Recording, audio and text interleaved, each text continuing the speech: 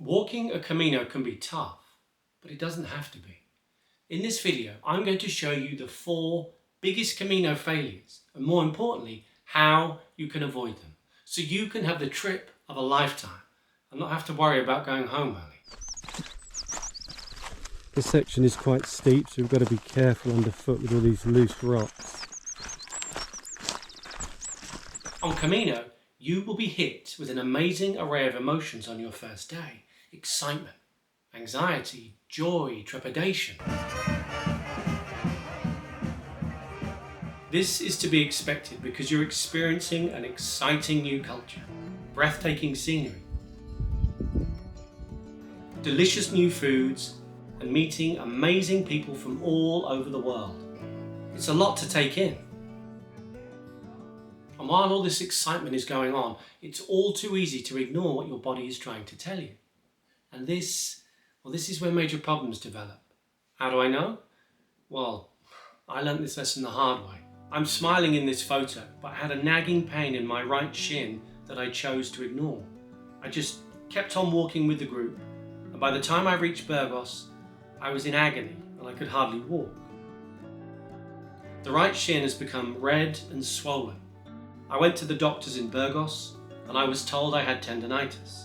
They bandaged it up and ordered me to stop walking and rest, which left me devastated. If I'd listened to my body, all of that pain and heartache could have been avoided. It's so important in the first few weeks of Camino to listen to your body, because this is when so many injuries occur. My advice? Don't ignore persistent pain. If it's not going away, get some advice. Pharmacies are amazing in Spain and can really help you. Don't ignore hot spots. This is your foot's way of telling you they're irritated and need attention. Do something before it becomes more serious. And don't hope blisters will simply go away all on their own. Don't ignore them, tend to them. And if you don't know how, be brave and ask a fellow pilgrim or a pharmacist for help. Listen to your body and be kind to it. You've only got one and you don't want to get it injured and have to go home early. Now, the next failure is quite a hard one to avoid, especially for those new to the Camino and hiking. Before you leave for Camino, there can be an overwhelming urge to pack everything. You might get cold, so in goes a jumper, jacket, maybe even a hat. If it's warm, maybe some swim gear. You might want to go for drinks after walking, so you pack a nice top, a t-shirt, a dress. On and on you go as you pack more and more stuff into your backpack. But due to the force of gravity, the more stuff you put in your backpack, the heavier it gets. And what does a heavy backpack lead to? Yeah, injury. A heavy backpack can cause you to alter your posture to compensate for the extra weight, straining muscles in your back, shoulders and neck. A heavy pack can also put pressure on the spine, leading to a sore, aching back at the end of a walking day. Not to mention, it's really uncomfortable carrying a heavy backpack. My advice? Be ruthless and pack less. You only need a couple of outfits. One for walking in and one for relaxing in after you've finished walking. Enjoy the simplicity of having less. Clean your walking gear. Washing your clothes every day after walking means you need to carry less stuff. Spain isn't a third world country. You don't need to carry supplies for your whole journey. Simply restock as you go. If you get to the start of your Camino and your backpack is still too heavy, don't worry, because there are lots of backpack carriage services. The Spanish Postal Service transports pilgrims' bags to their next stage. Simply sign up online. And there are also numerous other companies, like Jacotrans, who can be booked the night before. Now, the next failure is directly linked to the last two. And I have seen so many pilgrims make their injuries worse because of this. You've been preparing for this important journey for ages. You're mentally and physically prepared to walk every single step to Santiago and carry your own backpack all the way. I applaud your courage and determination. Serious problems can occur when these expectations meet the reality of walking day after day after day on the Camino.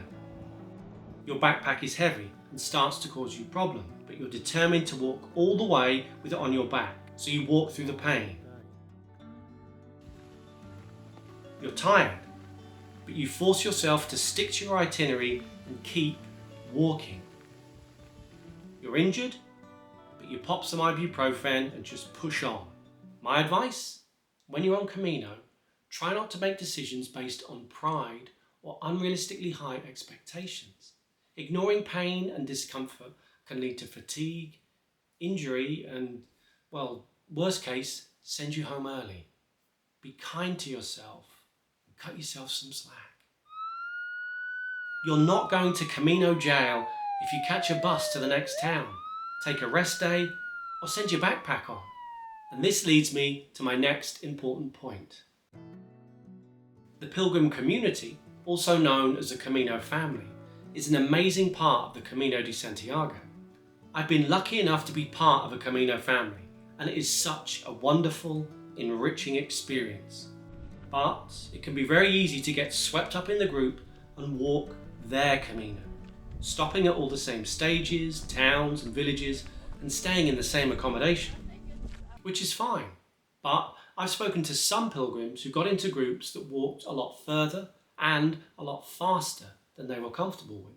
They didn't want to lose the group, so they tried to keep up, which led to exhaustion and, in some cases, injury. This can make the trip feel like a massive test of endurance rather than a pleasurable experience.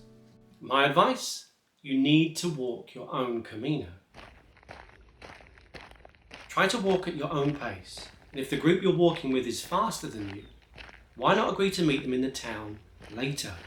It's not a race. If the group walk further than you, listen to what your body is telling you and make a decision that is best for you. Congratulations! And remember, if members of your family walk on, the Camino has a wonderful habit of bringing these special people back into your life. Trust that the Camino will provide. Now, before you go on this life-changing journey, there are 8 amazing Camino experiences you really want to have. And in this video, I'll show you where to find these must-have experiences. So I really recommend giving it a watch.